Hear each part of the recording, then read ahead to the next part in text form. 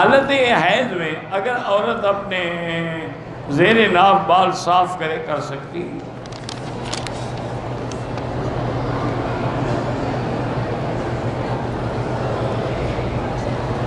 بہرحال nail polish کا میری بیٹی اگر اس کا تہ ناخن کے اوپر تہ جم جاتی ہے تو پھر تو وضو نہیں ہوگا.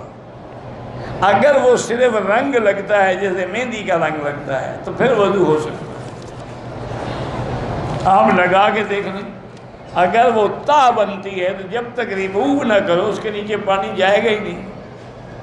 ایک ہے کہ آج کل ویسے بھی جو اچھی مسلمان لڑکیاں ہیں وہ مہندی لگا دیتی ہیں، بس اس سے وضو میں کوئی فرق نہیں پڑتا.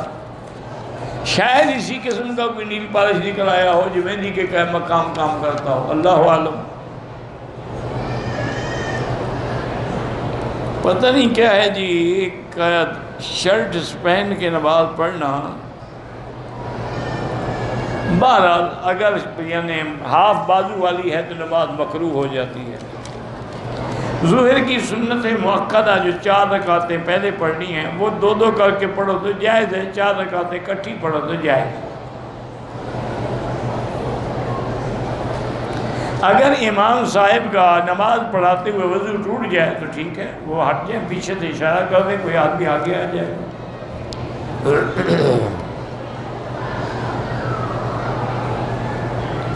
ایک آدمی نے سسر سے جھگڑا ہوا، بیوی کو طلاق دے دی.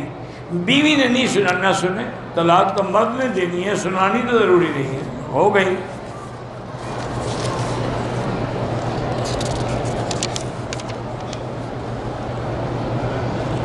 چھپکلی کو ماریں تو غسل کرنا ہوتا ہے، بالکل نہیں کرنا ہوتا.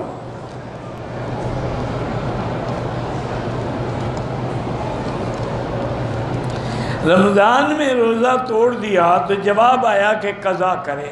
حالانکہ رمضان کے روزے توڑنے کی قضا نہیں، کفار ہے. او میرے شریف دوست، مہربانی کرتے مسئلہ سمجھا کرو. ایک ہے کہ رمضان میں آدمی کو گرمی لگی مر رہا تھا روزہ توڑ، ایک ہے جماع کیا تو کفارہ ہے. یہ تھوڑا ہے کہ ویسے روزہ توڑ دے تو کفارہ ہے. اگر روزے کی حالت میں انہیں بیوی سے جماع کر دیا اب اس کے لیے کفارہ ہے کہ 2 مہینے کے روزے رکھے.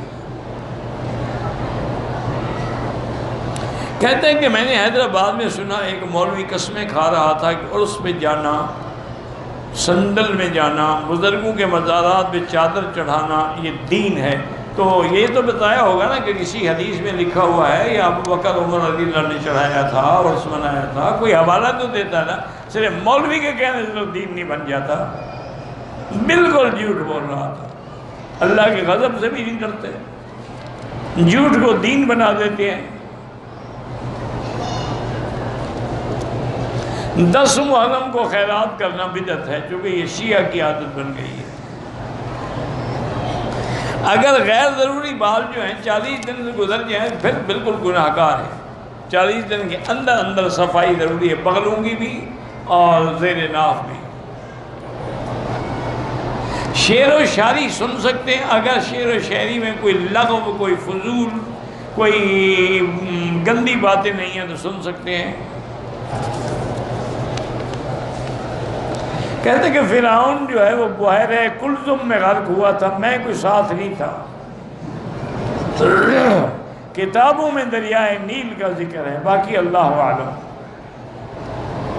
نہیں آپ نے اس کو نکالنا ہے کیا؟ تو چلو بحیرہ کلثم میں چلے جاؤ، اس کو نکالو. ایسے خواہ مر گیا، کسی دریا میں ڈوبا، لانتی تھا، مر گیا.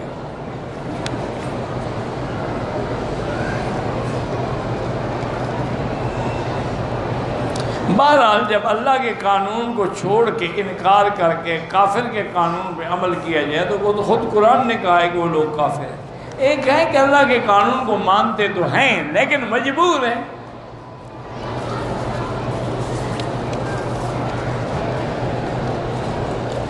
اگر میں مرحومین کے ثواب کے لیے جا نمازیں لے کے تقسیم کروں، آپ کی مرضی ہے، کوئی تقسیم کرے.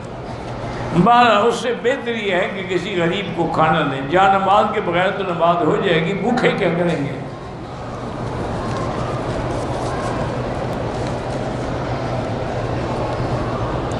فجر کی نماز میں امام صاحب نے آیت سجدہ تلاوت کی، بعض لوگوں کو علم نہیں تھا، 1400 سال گزر گئے، ابھی مسلمانوں کو سورۃ سجدہ کا علم نہیں ہوا ہے۔ اس سے بڑی بدقسمتی ہے کوئی؟ بہرحال جو رکوع میں چلے گئے ان کی نماز ہو گئی، لیکن جو کھڑے رہے رکوع میں بھی نہیں گئے، سجدہ بھی نہیں کیا، نماز نہیں ہوئی، دوبارہ پڑھیں۔ جو عورت بچیوں کو پڑھاتی ہو وہ حیض کی حالت میں حنفی مسلک میں نہیں پڑھا سکتی، بیٹھی رہے، کنٹرول کرے اور ان کو اشارہ کرے اگر غلط پڑھ رہے ہوں تاکہ وہ سمجھ جائیں۔